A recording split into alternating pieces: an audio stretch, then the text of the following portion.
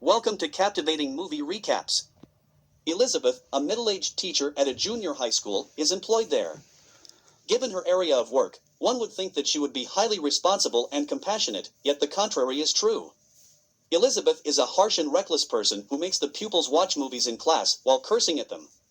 She is often impaired by drinking or drugs most of the time. Elizabeth only has one goal in life: to wed a wealthy man and take all of his money. She is, in essence, a gold digger. The relationship between Elizabeth and the son of a very successful businessman is going well. She brazenly leaves her work at the school one day since she no longer needs a job. She finds her lover and his mother waiting for him when she gets home. In a startling change of circumstances, the guy declares that he no longer desires to marry her. He has now realized that Elizabeth solely worries about his money. She has been stealing money from his wallet, workplace, and even his mother's room for the past few months to purchase pricey items for herself.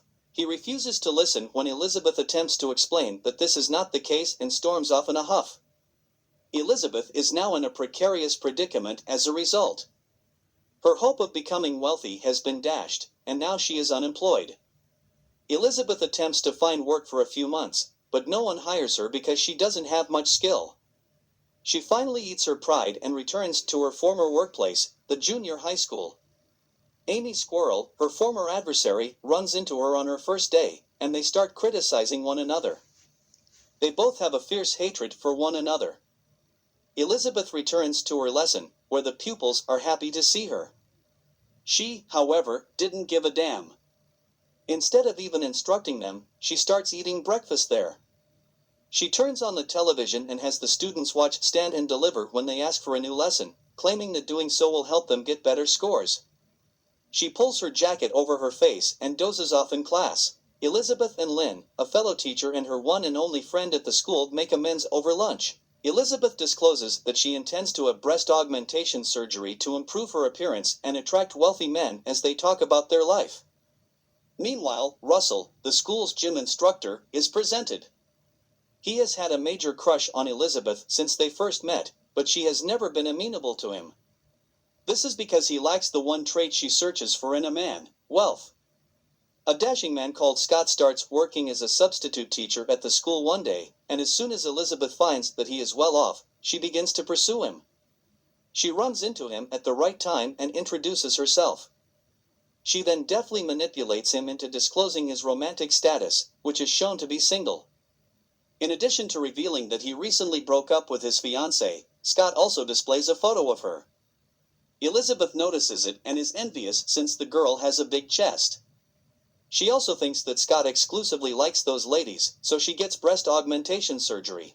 Elizabeth enters a clinic in the next scene and prepares to complete the surgical registration form. She instantly cancels the surgery when she finds out it would cost her a whopping $9,000. Elizabeth will have to wait because she doesn't even have $50 in her account. She calls all her friends and acquaintances that evening to secure financial support for the procedure. They immediately hang up on her since they know her true character.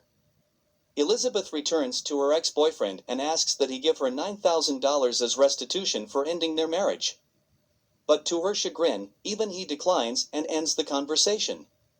Elizabeth passes the time in class the next morning as she always does when one of the students comes up to her and asks if she'd like to have her car washed. She goes on to say that the entire class will attend the yearly car wash event, which will be a lot of fun. Elizabeth doesn't even pay attention to what the student says, so when she says they made $6,000 last year, Elizabeth is taken aback. When Elizabeth then asks whose instructor is escorting them to the event, she is shocked to hear that it is none other than Amy, her arch-rival. Despite the setback, Elizabeth can't let this fantastic chance pass by, so she goes to the principal's office and begins charming him with her beauty. She asks him to put her in charge of the car wash event rather than Amy after he becomes aroused. She is delighted when he immediately consents. The next morning, Elizabeth dons the sexiest outfit she can find and makes her way to the event. Then she starts washing the automobiles, throwing water all over herself. The males are pleased with what they see, but all the ladies in the area are shocked. Even a police officer is seduced by her attractiveness to the point where he rear-ends another vehicle. Then Elizabeth says her school needs more money for the pupils and demands more from the men. Surprisingly, the strategy works. She makes almost $10,000 daily. Elizabeth donates half of it to the school while keeping the other half secret. Amy learns about this in the meanwhile and confronts the principal in a rage. The latter is urinating in the toilet, so he is understandably incensed at the unexpected invasion of his privacy. Amy wants Elizabeth to be disciplined because she is allegedly embezzling money from the school. The principal claims he cannot intervene unless she is determined to be the subject of compelling evidence. The annual parent-teacher meeting will be held at school the following day. As expected, a long queue of parents had formed outside Elizabeth's classroom. They were all upset with the way their children were being taught. They approach Elizabeth and want to know why she never gives lessons and always has movies playing in the classroom. She merely responds, "Don't teach me how to perform my work," in response. A worried parent approaches Elizabeth after the conference and gives her $200 privately while pleading with her to pay more attention to his kid. This provides yet another idea for our crafty protagonist. She meets with each parent individually and demands payment while pledging to give their children individualized attention. Elizabeth is now just $2,000 away from having breast augmentation surgery. She continues to be careless and completely disregards her students as the days pass. Elizabeth rejects Russell, the gym teacher, as well. Despite this, she ends up becoming friends with him. Conversely, Amy has also begun pursuing the successful and attractive Scott.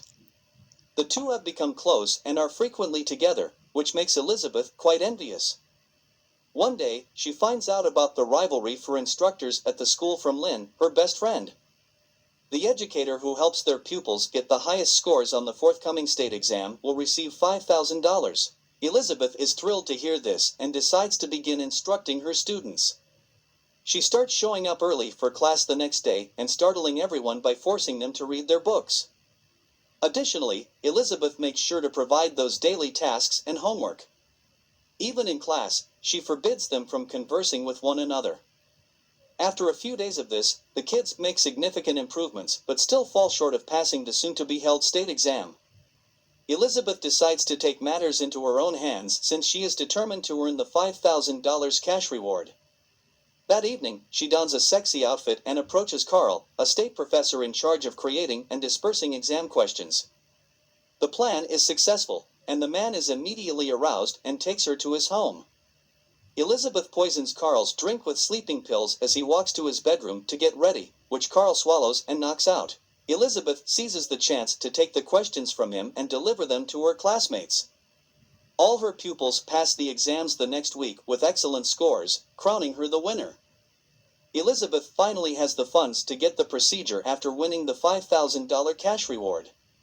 She quickly makes an appointment at the clinic and leaves. She is disappointed that Scott started dating Amy the next day, though. They seem to be very much in love with one another. Elizabeth is furious that her enemy is again thwarting her plans, but she is adamant about continuing. The pupils will be given a tour of the school the following week, and Scott and Amy will be in charge of it. Elizabeth devises a crafty scheme as soon as she is aware. Knowing how much Amy enjoys the fruit, she gives it a chemical injection and places it on her desk. Amy bites into the apple as she should and doesn't even ask where it came from. Her face is covered in rashes and allergies by nightfall. The principal picks Elizabeth to take her place on the trip out of concern that she would spread it to the pupils. The following scene shows Elizabeth making the most of the chance to get close to Scott. Even that night, they engage in discreet sexual activity. In another location, a jealous Amy begins seeking information to get Elizabeth expelled. She arrives at class and attempts to search her desk, but most drawers are locked. As a result, Amy swaps desks with Elizabeth and has the janitor pry open the drawers. She is delighted to find the exam papers that Elizabeth took from Carl. After that, Amy goes to the principal's office and tells him about Elizabeth's use of cheating to raise her pupils' GPAs. This time, the principal agrees with her, but he adds that until Carl comes clean, he can only fire Elizabeth. The following day, Amy visits Carl in his office and uses extortion to force him to reveal everything. She tells him that if he doesn't, she will publicly reveal all of his transgressions. The poor guy agrees grudgingly. Elizabeth is having a fantastic time with the students in other parts of the tour. She even gives one of the lads who is being bullied her underwear so he may become famous. Russell is amazed by this when he sees it. Elizabeth compliments his honesty and beautiful appearance while praising him for his kindness.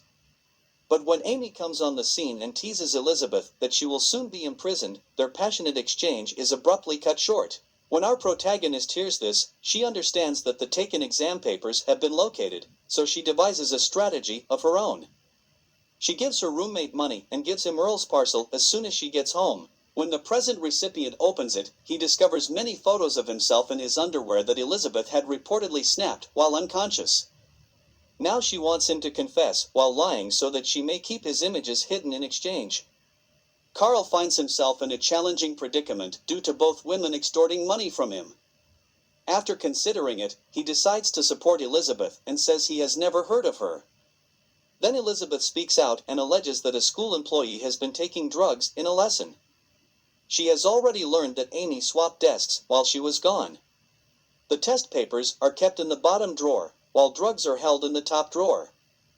Amy doesn't know what's in this drawer because it's still locked. As a result of Elizabeth's allegations, numerous police officers enter the building and begin examining every workstation. When Amy's time comes around, the drugs are discovered, and she is quickly imprisoned.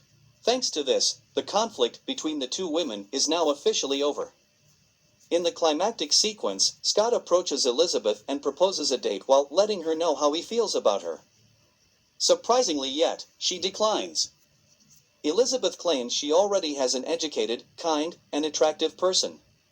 She turns to face Russell and gives him a passionate kiss to begin their romance.